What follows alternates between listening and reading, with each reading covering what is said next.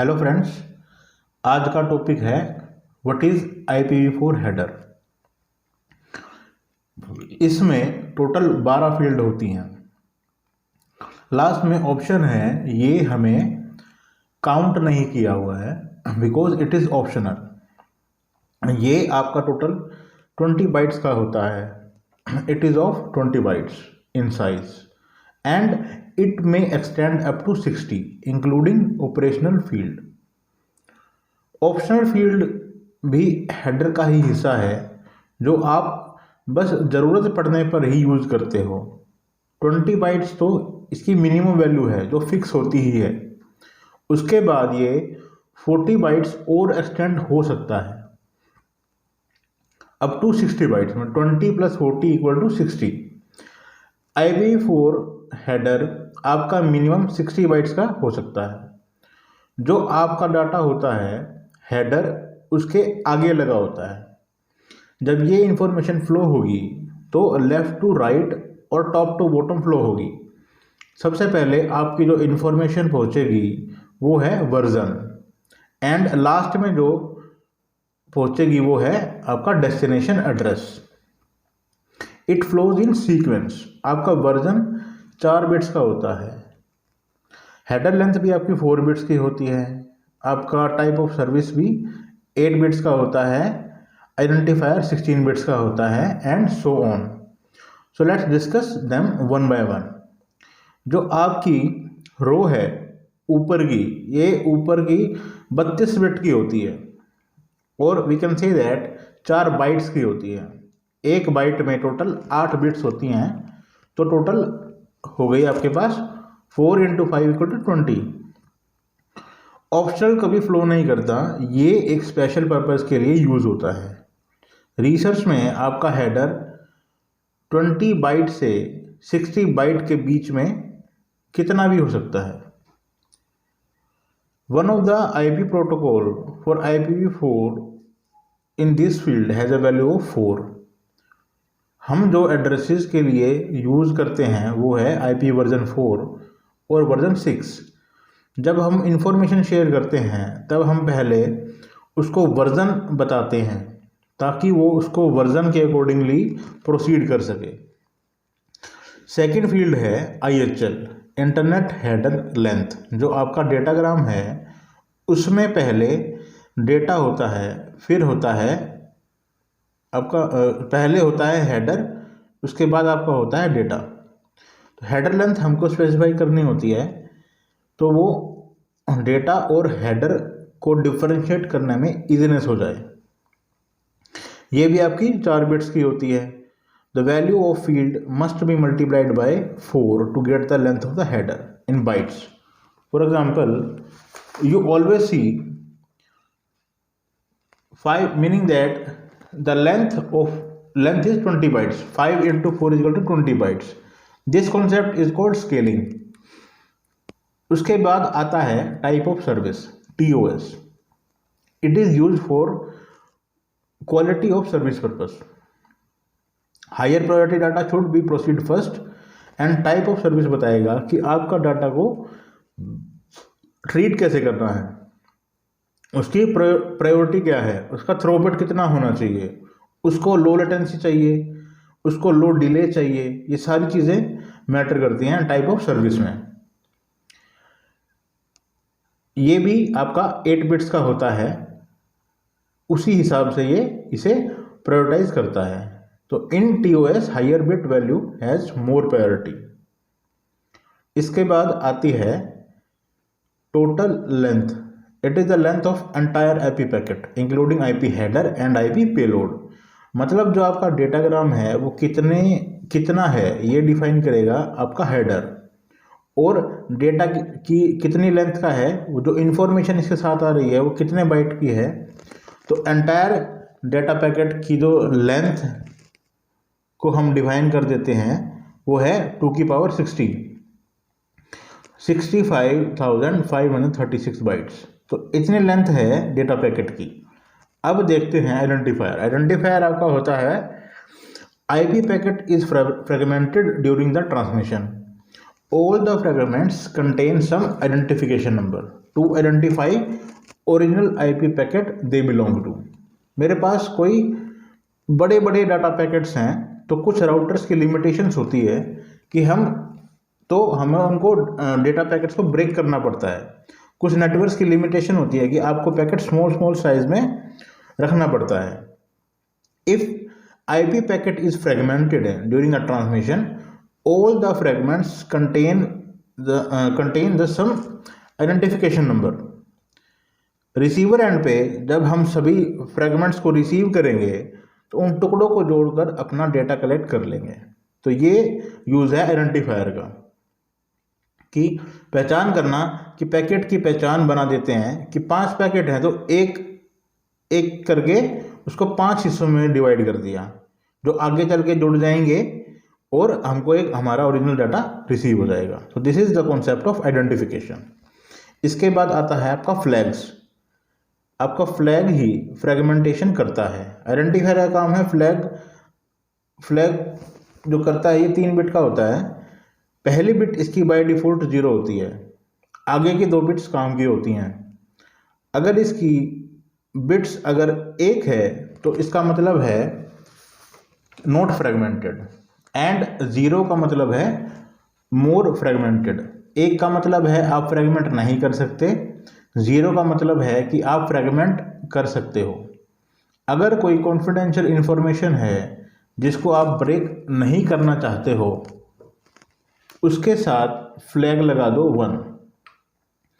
अगर फ्लैग 1 है इसका मतलब है कि मुझे पैकेट ब्रेक नहीं करना है, तो हम 1 फ्लैग देंगे। अगर किसी राउटर की लिमिटेशन है ब्रेक करने की तो हम रास्ता चेंज कर लेंगे, हम किसी और राउटर से अपने कॉन्फिडेंशियल डाटा को भेज देंगे। राउटर्स उस डेटा को खुद से ही ब्रेक नहीं करता, वो सेंडर को बोलेगा कि अपना पैकेट साइज को कम कर लो। फ्लैग्स आपका ये बताएगा कि जो डेटा पैकेट है वो फ्रेगमेंट्स में होना चाहिए। फ्लैग एक सेट है तो नहीं होना है। अब बात करेंगे फ्रेगमेंट ऑफसेट की। फ्रेगमेंट ऑफसेट होता है, this offset tells the exact position of the fragment in the original IP packet. अगर हमने एक फ्लैग को 0 किया हुआ है तो मतलब हमने डेटा को स्मॉल स्मॉल पैकेट्स में ब्रेक किया हुआ है। तो हमने उनको ऑर्डर भी पता होना चाहिए, उनको ऑर्डर में लगाना है कि ब्रेक करने के बाद कौन सा पैकेट आएगा, दूसरा पैकेट कौन सा आएगा, तीसरा पैकेट कौन सा आएगा, चौथा पैकेट कौन सा आएगा। उसके लिए हम यूज करते हैं फ्रेगमेंट ऑफसेट, जो 13 बिट्स का होता है। सेकेंड रो भी टोटल 32 बिट की होती है। 16 का आइडेंटिफायर है, 3 का फ्लैग है एंड 13 का आपका फ्रेगमेंट ऑफसेट है। ये आपका कौन सा हिस्सा कब आएगा उसको बताता है कि आपका flags and fragment offset interconnected होते हैं। फ्लैग्स के बेस पर आपका फ्रेगमेंट ऑफसेट का काम होता है। मतलब फ्रेगमेंट ऑफसेट आपके पैकेट्स की पोजीशन के बारे में बताएगा कि इस नेटवर्क के अंदर ये मतलब किस पोजीशन पर कौन सा डेटा पैकेट है। इसके बाद है टाइम टू लिव, कि कितने टाइम के लिए ये पैकेट जिंदा रहेगा, मतलब नेटवर्क के अंदर रहेगा।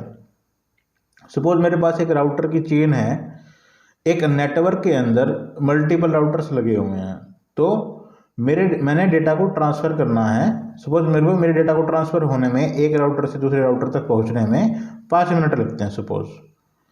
तो मैं क्या करूँगा, 10 मिनट का टाइम टू लिव लगा दूंगा। 10 मिनट तक तो मेरा डाटा पहुंच ही जाएगा। 10 मिनट तक भी अगर मेरा डाटा नहीं पहुंचा तो वो इसको डिस्कार्ड कर देगा। बट यहाँ पर टाइम टू लिव कभी भी टाइम पे, मिनट्स पे, हावर्स पे डिपेंड नहीं करता। वो डिपेंड करता है आपके सेंडर्स और डेस्टिनेशन के बीच में कितने राउटर लगे हुए हैं। तो क्या करेगा, आपको राउटर्स में राउटर R1, दूसरा राउटर R2, ऐसे ही R3, R4, इनमें एक काउंटर लगा देगा। सपोज 4 का मतलब है ये चार राउटर लगे हुए हैं आपके सेंडर और डेस्टिनेशन के बीच में 4 राउटर हैं, तो वो काउंटर लगाकर चलेगा। आगे अगर ये वैल्यू नहीं पता कि कितने राउटर्स हैं बीच में, तो ये वैल्यू डिफ़ॉल्ट चलती है। जो मैक्सिमम वैल्यू होती है टाइम टू लिव की वो होती है 2⁸ मतलब 256। सेंडर में वैल्यू असाइन कर दी, 4 का मतलब बीच में 4 राउटर हैं डाटा को पास करने के लिए। डेस्टिनेशंस पर पहुंच जाए तो टाइम टू लिव डिपेंड है आपका नंबर ऑफ राउटर्स, बीच में कितने राउटर्स आ रहे हैं। इसका बेनिफिट क्या होता है कि ये लूपिंग को अवॉइड करता है। अगर सपोज कोई चेन ऑफ राउटर्स है तो गलती से राउटर्स आपस में ही मेरे डाटा को घुमाना शुरू ना कर दे। मतलब एक राउटर ने दूसरे राउटर को दिया, दूसरे राउटर ने तीसरे राउटर को दिया, तीसरे ने फिर से अगर पहले को राउटर को दे दिया डाटा, तो इसको बोलते हैं लूपिंग। डाटा लूप में बार बार घूम रहा है, तो उसको अवॉइड करने के लिए हम लोग यूज़ करते हैं टाइम टू लिव। मतलब इतने टाइम बाद, इतने राउटर्स के पास होने के बाद हमारा डेटा खत्म हो जाएगा नेटवर्क पे से। अब आता है protocol. Protocol tells the network layer at destination host to which protocol this packet belongs to. Example, TCP is 6 and UDP is 17। जो पैकेट है वो किस तरह का प्रोटोकॉल यूज कर रहा है, वो किस पर काम कर रहा है, किस पर्पस के लिए यूज हो रहा है। जैसे वीडियो कॉलिंग के लिए हम UDP यूज करते हैं, तो अगर वो UDP यूज टाइप का पैकेट है तो उसके अंदर वीडियो कॉलिंग के टाइप का डेटा होगा, वीडियोस वगैरह होंगी। तो हम पैकेट को देखकर ही डिफाइन बता सकते हैं कि ये किस टाइप का डेटा है इसके अंदर। अब बात करते हैं हम सिक्योरिटी की, मतलब चेकसम की। आपका हेडर चेकसम 16 बिट्स का होता है।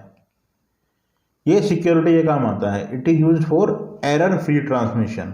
अगर आपके डेटा में कोई एरर है तो ये उसको चेक करेगा। ये बस आपके हेडर के एरर्स को चेक करेगा, आपके डेटा के एरर्स को चेक नहीं करेगा। अगर डेस्टिनेशन पे कोई चेकसम है और उसको कोई एरर मिलता है तो वो हेडर में उसको डिस्कार्ड कर देगा और रीट्रांसमिशन के लिए बोलेगा सेंडर को, आपके सोर्स को बोलेगा कि आपका जो 32 बिट का आपका है, ये डाटा है, हेडर है, ये इसको आप रीट्रांसमिट कर दो। इसके बाद होता है source IP address and destination IP address. ये source and destination IP address आपका 32 बिट का होता है। ये आपका एड्रेस होता है कि किसको डाटा भेज रहे हैं और कौन भेज रहा है। So this is all about the concept of IPv4 header. I hope आपको ये वीडियो लेक्चर समझ आ गया होगा। If you like my work, please press the bell icon and like and subscribe my channel. Thank you so much.